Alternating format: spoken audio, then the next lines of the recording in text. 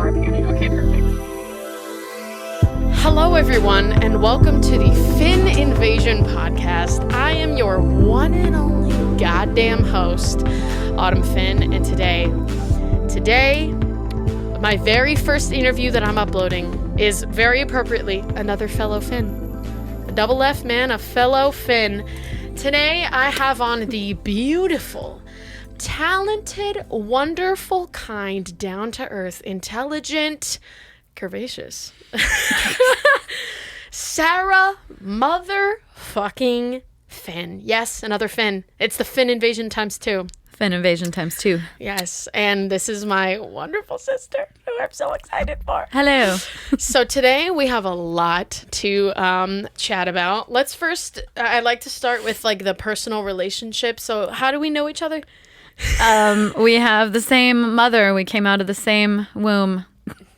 Not the same father, just the same Same father too. Same father too. Both same parents. Oh, and we have to cheers to my first interview and to my wonderful sister. You know, a lot of people will consider that ASMR. For sure. So, I have a few questions. So, the first thing that I wanted to talk about, you have 2 little business ventures. In fact, one of them is even called Beer Ventures with Finn. You and I both have businesses with the name Finn in them. Can we talk about how sick our last name is? I mean, yeah, our last name is pretty sweet. I don't know if I'd consider my beer Instagram a business, but I mean, I do get benefits from having it. You do? Like what? That's why I started it. She has 3,000 followers. No big deal. I mean, these days, that's nothing. Yeah, very true. I mean, I've gotten like free beer. I've gotten invited to events for free just so that I could like post about it. Orlando Weekly just invited me to be an official influencer for the Orlando Beer Fest this year. So I'm going to get 2 free VIP tickets. She can justify being an alcoholic. No, I'm just kidding. What can I say? You're I like beer. You're like, you say alcoholic, I say alcoholist. That's good. Alcoholist. Craft beer is a hobby, okay? You're like, it's a lifestyle. You're like, I didn't choose craft beer. Craft beer chose me. I mean, low key, kind of. It did. It's a millennial thing, in my opinion. A bit. It has exploded, yeah. Yes, faux show. So, and you have another, this one's an actual business. Actual business. Called Closer Together. And you know what's funny, Sarah, is we look at our 2 like big passions and in our careers, and they both require like connecting with others and everything. And okay, so let me see if we say it at the same time. Okay, so on the count of 3, in the most general broad sense, using one word, what is like the most important thing in the world to you? I want to see if we think of the same thing. Take a minute to think about it in one word. Okay, well, I have 2 words that mean the same thing. I don't know which one you're going to say. I know, yeah. Okay. The most general. Because I wonder if I can read your mind. The most general. Okay. 1, 2, 3. People. Yes, we did it. I was going to say relationships. I was going to say thinking either friendships, and I read your mind. I was like, she's either thinking friendships or people. I know you so well. That worked out great. Oh my God, so cute. I knew it. So cute. Yes. Anyways, yeah, so connecting with people. And I remember I saw you posted on Instagram that old video of you when you were going into AmeriCorps, and you were like my age or like 21 or something. You were younger. I was 20 or 21. And I remember hearing the sound of your voice. You were like, so you had such a younger voice. That's like so it still sounded like you, but you were like, so the most important thing. Okay, I'm exaggerating. Yeah, you're exaggerating, but I do sound younger because I was. Yes. Do you think our voices sound similar? A little bit, yeah. Yeah. I think so. Yeah, we both have the little, Definitely expressive voices. Yes. Like we are all over the place tonally. We get excited. Down. Yeah. Whereas other people, not everyone, but like some people are just more like even keeled and flat. If you wanna. Hey guys, welcome to the podcast. Thank you so much for joining us. A robot. We could never be like that. Thank you so much for joining us today. I want to welcome our guest. Yeah. Closer together. Now, here's a tough one. but I feel like no, it's not a tough one. I think I know what you're going to choose. If you're choosing between Beer Ventures with Finn or Closer Together, which one do you think you're more like in love with, passionate about? I think my real business, Closer Together. Closer to fucking together. Closer to fucking together. It was almost called that. You almost named it Closer to fucking. Very close. It was so close. You're like in the little parentheses. You're like, but then I'd have to star out the U and fucking. Yeah. People would judge me. I don't want to. You're like, I don't want to tell grandma about that. I'll tell you that for free. So where do you see your business in 5 years? Well, we haven't even talked about what it is. Would you like to ask me? Oh, yes, you're right. I'm just going into this thinking, right, exactly. Thank you for keeping me on track. You'd be an excellent podcast host. All right, Sarah, explain in excruciatingly passionate detail, sexy detail, dare I say, what Closer Together is all about. My battery on my camera is flashing, but it's okay. I can just record from my computer once it dies. God damn it. Are you kidding? Let me into your world, your planet. Sure. Of Closer Together. Okay. So I started this business in January of this year. It's called Closer Together Events. It's essentially a traveling game night. I pop it up at different places. I've mostly done it at breweries thus far, just because I work in the beer industry and I have a lot of connections there. But it's designed to be a one-on-one game night that helps you get to know somebody a little bit better and bring you a little bit closer, all while playing games and having fun. Closer together. Closer together, yes. So most people end up coming with their romantic partner. However, I'm constantly urging people to bring anyone other than your romantic partner. Now, that being said, couples are always welcome, but they are shunned. No, I'm just kidding. They're shamed and laughed at, and you suck. But no, I'm just kidding. My whole mindset is, as adults, your romantic partner is probably the person you're already closest to in life, right? Mm-hmm. So what I am trying to do is remind people that, hey, there's a lot of other important relationships in our lives, and we should be putting as much care and love and attention into them as we do to our romantic partner. So I encourage people to bring one of their close friends or their mom or their brother or their favorite colleague or just someone else in your life you care about who maybe you could spend an evening just reinvigorating your relationship. And those relationships often last longer than and they're more reliable. Quite often, yes. In fact, statistics would show that likely more often. You know what I'm saying? Yeah, I mean, divorce is a real thing. Breakups are a real thing. It's hard out there, y'all. It's tough out there, y'all. Toughy tough. Oh, I can record on my iPad, and it looks phenomenal quality. Are you kidding me? Why didn't I think of this before? I know it's gonna run out of fucking what it's called. What it's called? I know it's gonna run out of space probably, but I can solve that later. I apologize for the poor audio quality for pulling away from the mic. That's on me. Again, I will say we are still in the experimental phase of the pod right now. Because before this, the only time that I would ever have videos of interviews or podcast episodes is when I was on a Zoom call. Because obviously it's so easy. I just click record and then it screen records the whole thing. But now that I'm doing some in-person interviews, I gotta try to set it up as best as Autumn Finn can. By the way, I like that this has been flashing for several minutes. Low battery, you're still recording.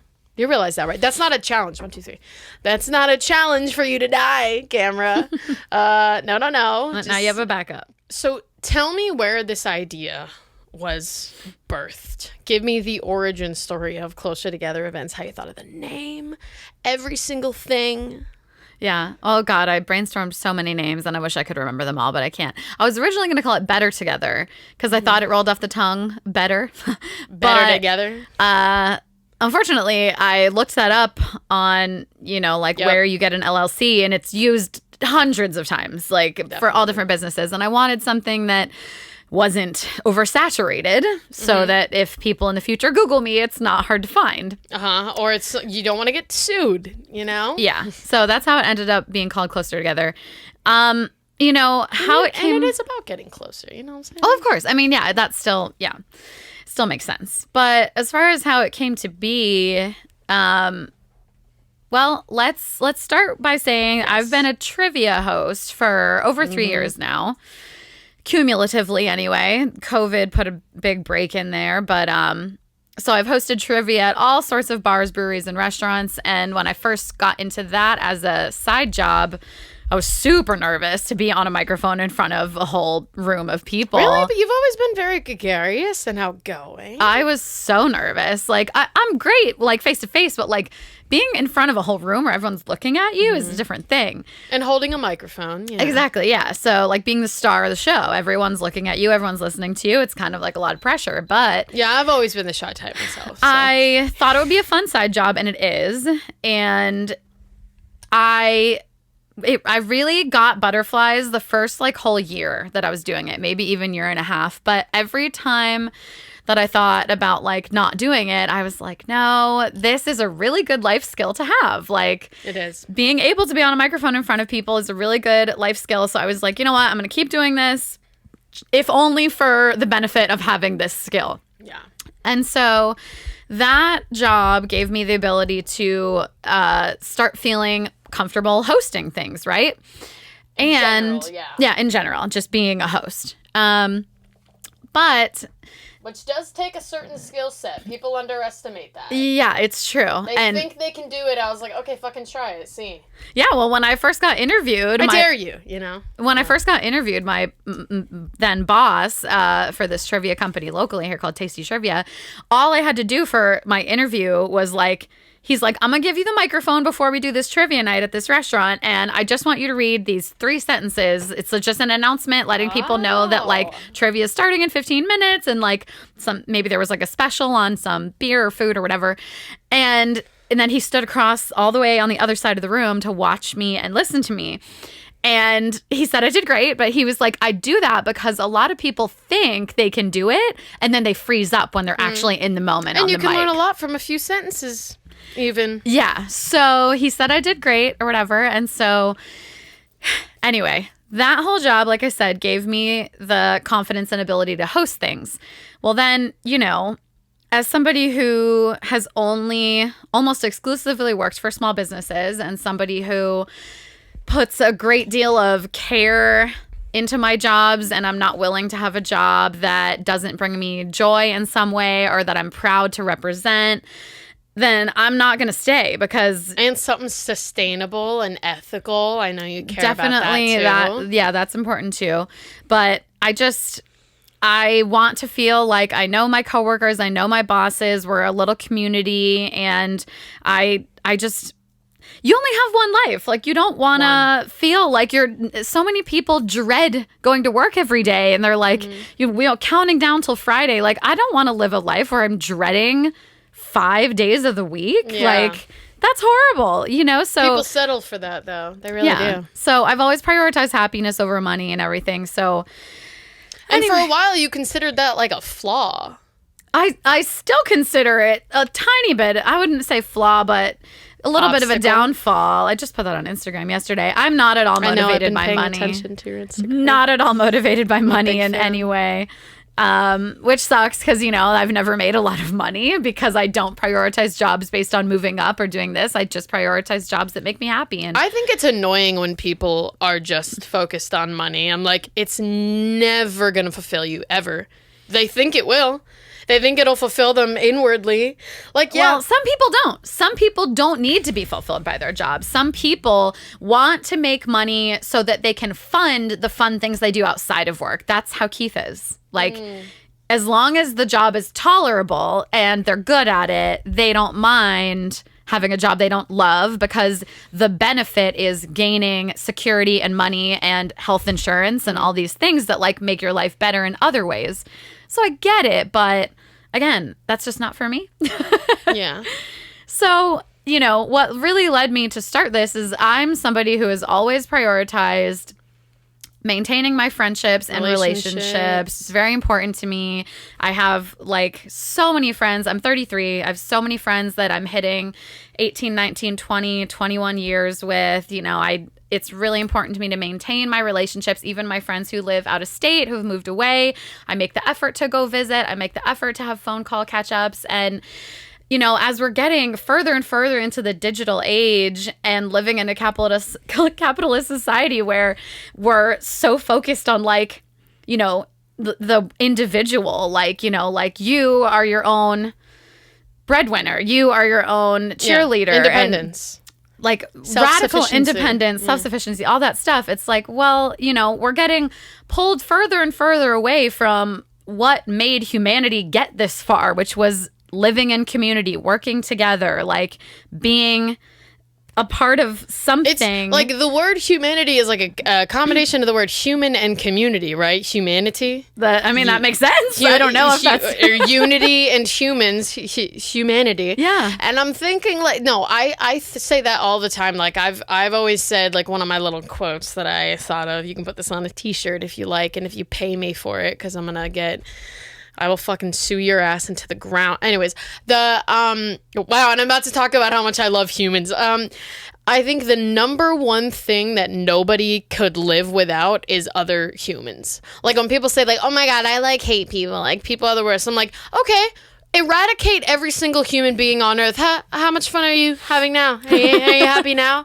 You think you want to be alone. It's important to have time alone, but having time alone is different than being alone 24/7. You do not want to lose the people in your life. You know that, like, being in solitary confinement in prison is like the most mind fuck thing that can happen to you. It's terrible. We need to get rid of psychological that. health. That thing is like one of the most like cruel, horrible. It is torturous. It's absolutely awful. Mm-hmm. So I've always, you know, it's one of my skills. I'm good at maintaining my relationships. I'm good at putting the effort in. I'm good at keeping up with people. And connecting. Yeah, and I love it. It's so fulfilling for me. But I noticed that it is a skill. Some people aren't good at it naturally, right? A lot of people aren't. And like I said, with the digital age, we're being pulled further and further apart from each other.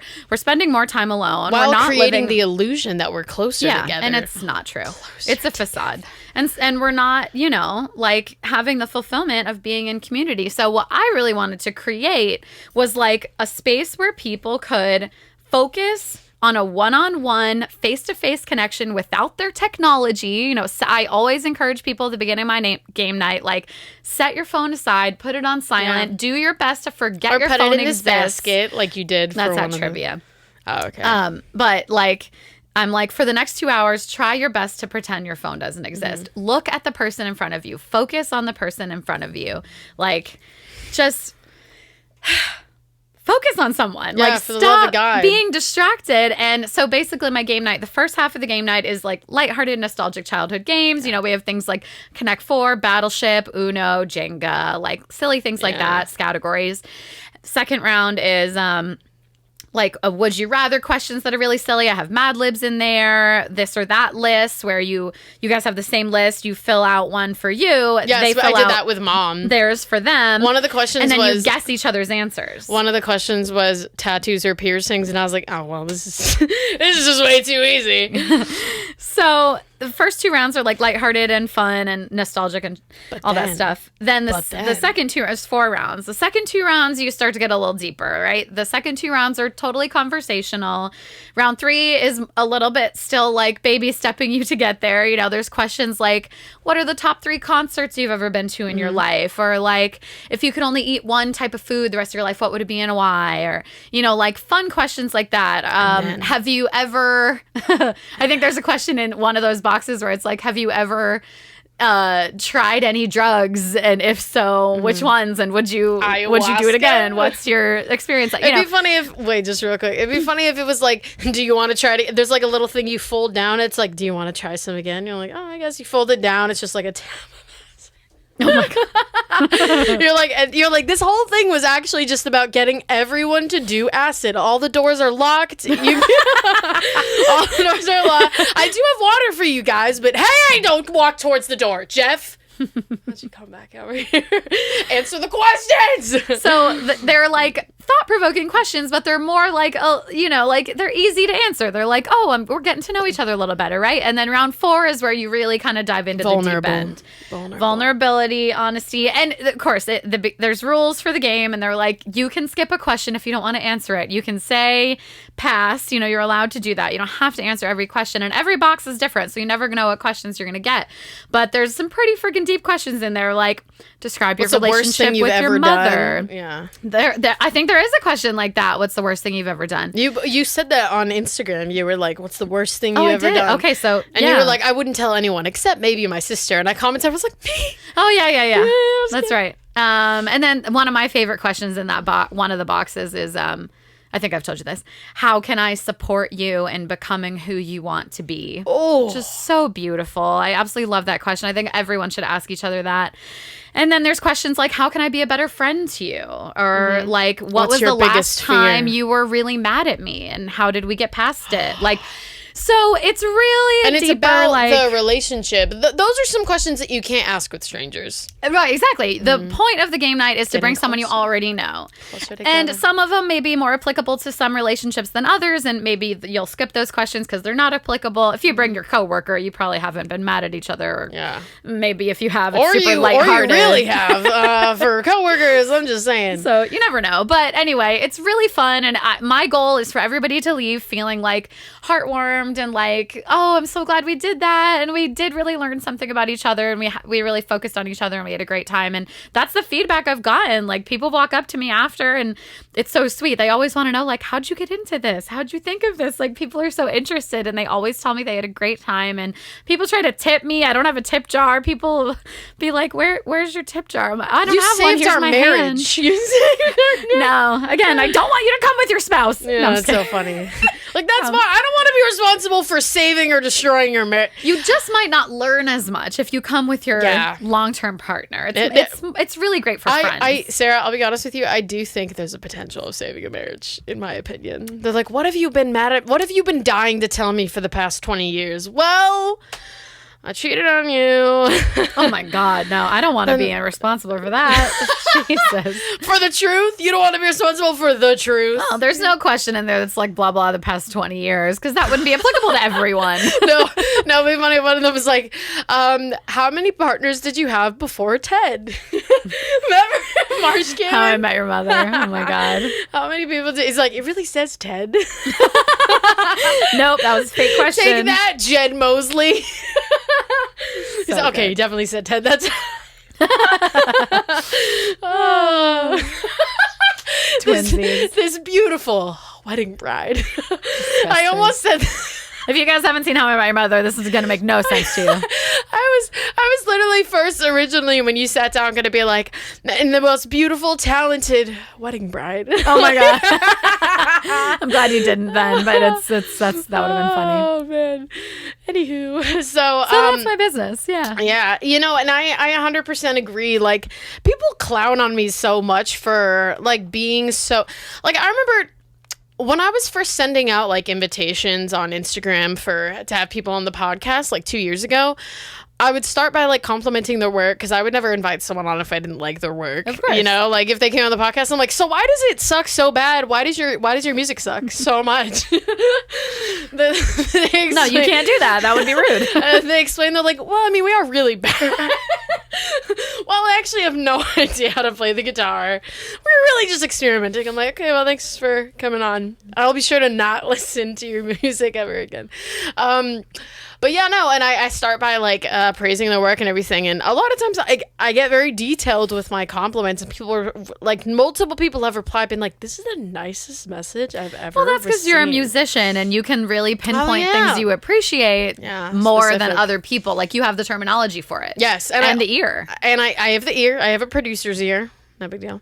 And I also have, a big vocabulary, just like you. You and I both. Extensive vocabulary. That's because we were raised by our parents who are both very into grammar and spelling. They're both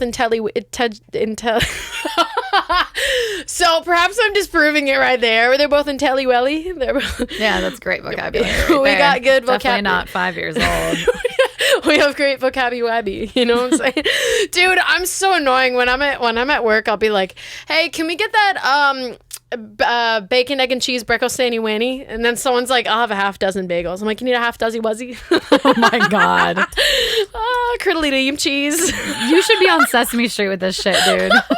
Sesame Street. Oh Christ. Okay, Christ. Anyways, but no, yeah, when I would send out invitations, right, I would like, it's all about, you and I are both very charming. You're a bit more charming than me. I think you're more well liked than I am. Like I can be very. I'm a huge personality, and I'm either like your cup of tea or I'm like your cup of poison. You know, I have a big personality too, but yours is a little bigger. Abrasive. It's abrasive. It's aggressy wessy. Yeah, not a lot. Not everyone can handle it, but you're not supposed to dull your shine for other people. Exactly. Did you see that other video I shared? The chick who was like, "I'm like glitter." I put on my story? She's like, "I'm like glitter. My job in life is not to dull my shine for other sparkle. People." She's like, "My job is to find people who like glitter." There was a very famous Bachelor contestant like 10 seasons ago who said they were like, "People say to me, Tiffany, you have a sparkle, and never dim your sparkle." And she was like in an argument with one of the other girls, and they were like, "You cheated on your boyfriend." She's like, "Sparkle."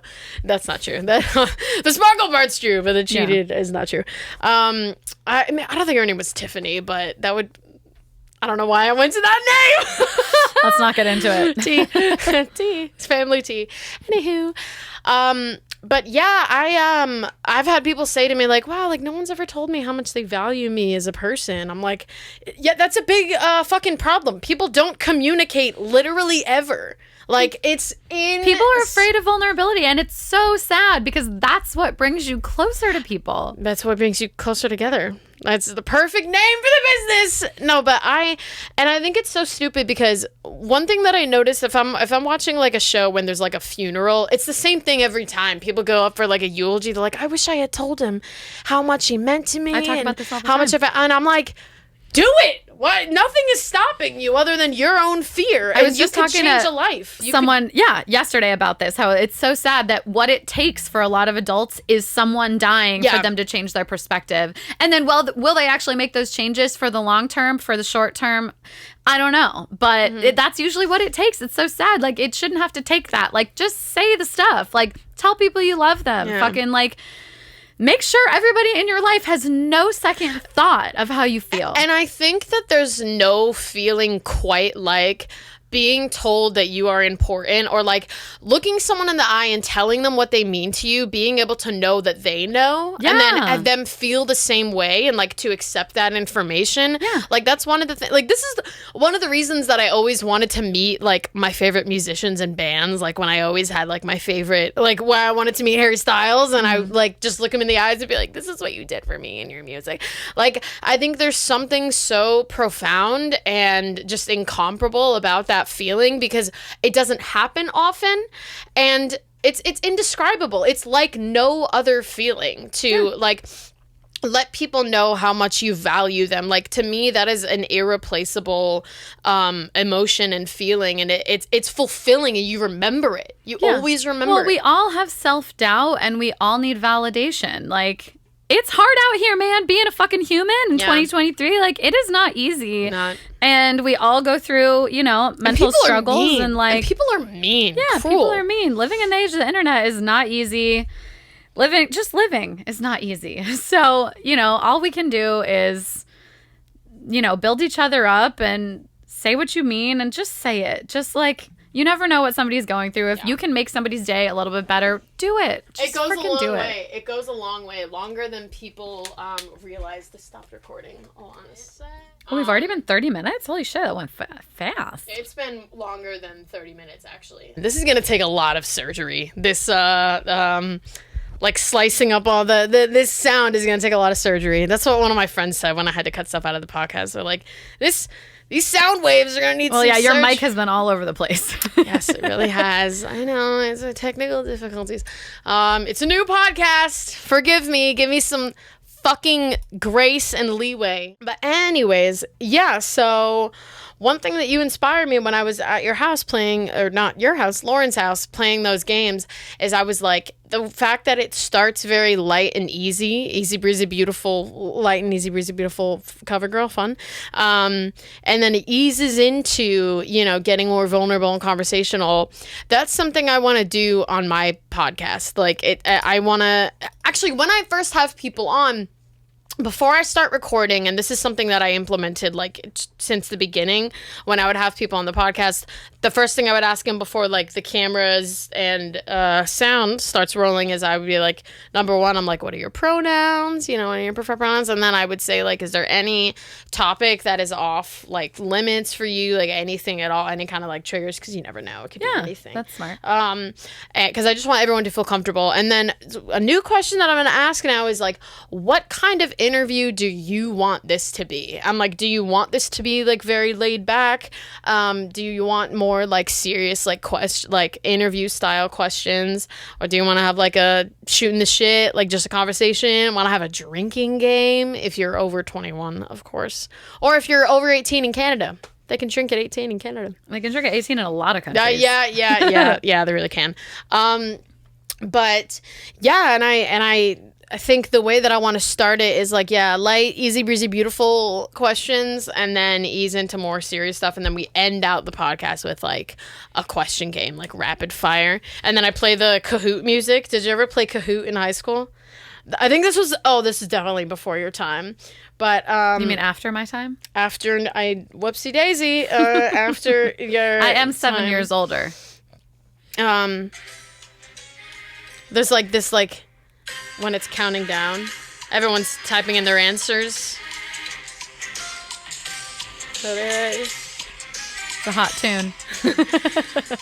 It's like a countdown. Yeah, a lot of people will get nostalgia when they listen to this podcast and hear that. They're like, oh shit, Kahoot! It would be you would pull out your phone. Oh yeah, no wonder it was after your time.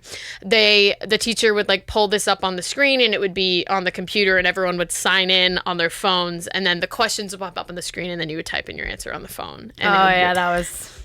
We didn't Wait, do that. You're we didn't even have computers. No, we had computers. Do I look that old? Not Jesus. We certainly didn't have computers in elementary.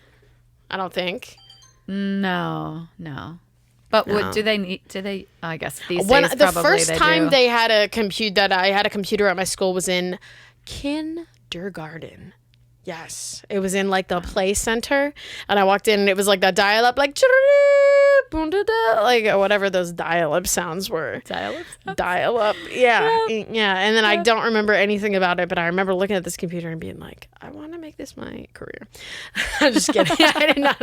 I was in kindergarten. I look at that and I thought, what is this? I don't know anything about anything ever. Toy trucks. You know what I'm saying? Apple juice. Is there anything else you want to touch on in the next 5 minutes or however long we have? You know what? Here's a funny little story. So I hope you remember us talking about this. Here's why timing is everything. When I was a youngin', when I was a young warthog, no, when I was I think 8 or 9, Jasmine and I snuck into your bedroom. This bedroom. I was 8 or 9, so you were I think you remember me telling you this story. I snuck into her bedroom. If you were guys. 8, then I was 15. Yeah.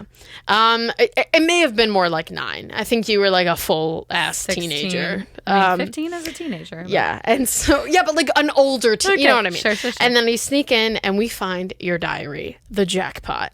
And yeah, we find the diary and we're reading through it, and it was inviting boys through the window and blacking out and getting drunk, and I was okay, this woman is my hero. And I remember at 9, and I was I don't know what that means, but it sounds fun and cool. And I remember, see, if I had told you about that a year after, you would have been pissed. Oh, so pissed. Livid. But when I told you 9 years later, do you remember what you told me when I told you that story? No. You went, dude, that's fucking awesome. You're what? Tell me everything you remember. And I was timing is everything, man. Because I waited my sweet damn time. Well, I waited until I was a full adult to tell Mom how much I snuck out. And the one time to Jupiter? Yeah. Not Jupiter. Oh, you drove far, though. I met in college that lived in Lakeland. Mm-hmm. curly hair. You and me, curly hair. That's what I'm saying. I would steal their car and I would drive an hour and a half north to visit the boyfriend I was dating in the middle of the night. And then I would get back and crawl back in the window and they wouldn't be none the wiser. But they caught me once. They caught me once. But you know how many times I had done it before they caught me? Like 20. And they thought they caught me the first time. And they had a credit card that I had access to that they weren't paying attention to. So I was paying for the gas with their money. They didn't even notice. You're like, none the wiser. They were too busy. You're like, I actually had a younger sibling that they were paying way more attention. Oh my God, so funny, dude. 20 times? Sarah, that is a lot of times. Maybe I'm exaggerating. Maybe it was like 9 or 10. You're like, maybe it was like I had done it a lot by the time they caught me. I was like, that's so funny. You're like, I will never try this ever. I've never tried this before. Yeah. They caught you in the window. How did they catch you? I can't even remember now. Damn it, Sarah. This is juicy stuff. I think that I came home too late or something, and they realized I wasn't here, and the car was gone. Oh my God. What did you say to them? Well, I told them the truth. Oh. They knew I was dating him. But they were not. You're not supposed to be driving in the middle of the night as a 16, or I was probably 17 at the time. 17-year-old. You're not supposed to be driving across the state in the middle of the night. Like I said, my hero. That was so cool. There's a curfew for young people. I know. That's why you were my fucking hero, Sarah. I looked at you every day, and I remember you wore this tie-dye shirt. I wanted to do this so bad. I tried to copy her. You had this tie-dye shirt that you had forever, and you cut it off, and it hung off one shoulder. And I remember one day you were looking in the mirror, and you're like, why am I ugly? You were like feeling insecure, and I was like, Sarah, what is this garbage? I was like, you're so pretty. You're like, oh, and then with your cool fucking hair that you didn't wash, and it was like with your bang, didn't wash it, didn't brush it, with your scene bangs that were so cool, and I got scene bangs because of that, and I was like, hot damn. That was in back then. This is life. I know, yeah. And I was like, yeah, I remember there was a day you were insecure, like, why am I ugly? And you pulled down on your face. High school, man. That'll tear you up. And I was standing right next to you being influenced. And then you with your boobs, and I was like, yeah, you were my hero. And I remember you in this very room. God, I have so many memories. You had a teeny tiny little ripped piece of paper, and in the tiniest little words written in pencil, it said, I have big boobs with an exclamation point. And I think one of your friends wrote that and stuck it on your wall, and it was right there. I think Terry wrote that. I think it was Terry. Tiniest little letters. So funny. Oh, yes. My God. Hysterical. Sarah. So funny. Oh my God. Anyways. What a time. So to be young. What a time. Yeah, the camera turned off. God damn it. I really have to. Well, this is just test run. For sure gonna upload the audio of this episode, and maybe I'll be able to get some little snippets, but yeah, we covered a lot of bases here. We talked about your biz, we talked about our childhood, some good memory. What is, to sign off, to get off the end of this podcast, my question is, what is one of the like most vivid or best or funniest memories of you and I growing up in this very house? I have so few memories of childhood being amnesia? A teenager, like dead ass. Like I have so few. Dead ass. Try. Reach. Maybe something embarrassing about me or you. So I'd be like, I'm not going to tell that I'd prefer story. you. I'd prefer maybe your embarrassment. Embarrassing about me. No, just any memory of being in this house. When you look around this house, around this room, like, what do you remember about this room, about me? I mean, we are so many years apart, and at that age, it was so evident. So I was just constantly being like, get away from me. You know? This woman hated me, by the way. 7 years apart. If you're a teenager I love that you're with still like looking at the off camera. 7 years apart. If I was, like I said, you were under 10 years old and I was a teenager, like we had nothing in common, you know? Do you remember, here's a little memory. Do you remember when I asked you when you started to respect me and see me as an equal human being? Do you remember what you answered? I think I said like 18 or 19. That was probably it was probably more around like 17 or 18, but I remember when you started to hate me less was when I started liking Death Cab for Cutie. I never hated you. Yes, you fucking did. No, you just were like a child to me for so long, and I had to wait for you to become an adult. You guys want to hear a memory? I remember having a melted vanilla popsicle. I bet you remember this. I'll never forget this. This is so dramatic. And dramatic and traumatic. And I went into my room. I was like 7 years old or something. And it was melting and I was sad because I was a fucking kid and you get sad about dumb shit. And I went in my room and I was bawling. I was crying, bawling, sobbing. And then I remember you started to walk out the door. And I think I heard you and you started to walk out the door and Mom stopped you and she was like, don't cause any trouble. She's like, don't make this worse. And you're like, I won't. And you walk around the house. You go to my fucking window. You're standing outside. Yeah, you're nodding because you remember. I remember that. Standing outside my window, hands on the like a demon. I don't think I put the hands on the window. I remember hands on the window. Outside my window, laughing hysterically, laughing at my crying, sobbing, sad you were crying little about face. Something stupid, and I was a teenager. Teenagers are dicks. Well, you were certainly a dick. I was. I'll never forget that. Not just to you. So funny. I was a dick to other people, too. So funny. I'll never forget it. Thanks for the trauma, Sarah. I'm just kidding. Listen, we all traumatize each other when we're young, and, Very funny. we're past that Did now. I ever traumatize you in any way? Not that I can remember. I remember I threw a remote control at you one day. See, I don't even remember that. Well, because I didn't traumatize her, you guys. I was a great sister. And now we've grown closer than ever. Dare I say closer? Say it with me, Sarah. Okay. I'm trying to promote your goddamn business. I have a little appreciation. I have a little appreciation. No, I'm just kidding. Anyways. The thing I remember most about this room is sneaking boys in here, having parties. Being a legend. Being a legend. I will never forget how funny it is that Mom and Dad, if I had one boy over, I had to leave the door at least a crack open. But if I had two boys over, door shut.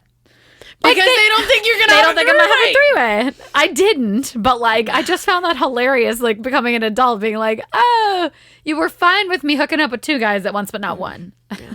That's so funny. Well, yeah. I mean, guess less likely to get preggy-weggy if you're... Are you less likely to get preggy-weggy in a three-way? Probably not. No. Yeah, probably more, in my opinion. Anywho, so that's a great place to end, in my opinion. About that is a funny memory. You hit me with a memory that you were allowed to have the door closed if it was two guys. That's funny because then they saw it as a hangout. That's why. And it was. They weren't wrong, but like later I was like that how funny would that have fucking been if I was hooking up with two guys? That is so funny. Or one was watching and filming and you were oh dear Lord. Okay. You're like ending it at child pornography. We gotta end now. So thank you guys. So first before I go, plug your handles. Let everyone know where they can find you. Yes. My business Instagram is Closer Together Events on Instagram. And my beer Instagram is Beer Ventures with Finn. Not Adventures. Ventures. Beer Ventures with Finn. That's it, baby. Thank you guys so much for listening. And as I always say about the Finn Invasion podcast, thanks so much for riding on this spaceship of a conversation spaceship. And if you feel like you don't fit in, don't worry. You are out of this world. Cute way to end it. How's that for a slogan? That is cute. I know.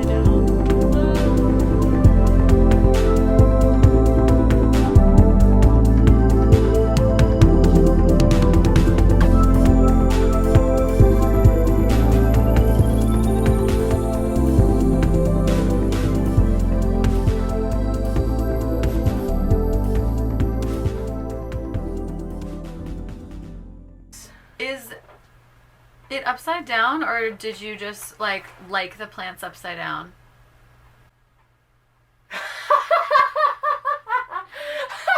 I like it. I actually like it, but Oh my god! it looks good with them upside down. Oh my god, that is hysterical. I don't want to fix it. No, I like it like that. That is so... Like, hanging plants are cool. I love the way you said it, and I look at it and I just all I can do is laugh. Oh my God, hysterical. So, hope that answers your question. The answer is oops. You just threw it up there, didn't think about it. The answer is whoopsie daisy. I was too excited about it. Okay, so I am now recording